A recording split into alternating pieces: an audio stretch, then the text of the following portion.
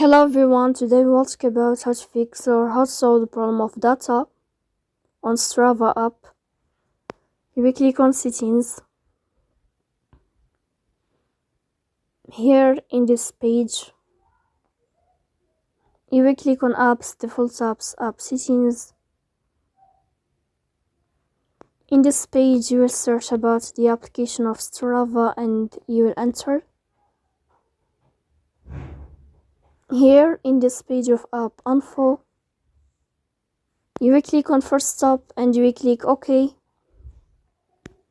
Here you will enter to the window of storage. Here you will click on clear cache. In the end, you will turn off your phone and you will restart your phone again.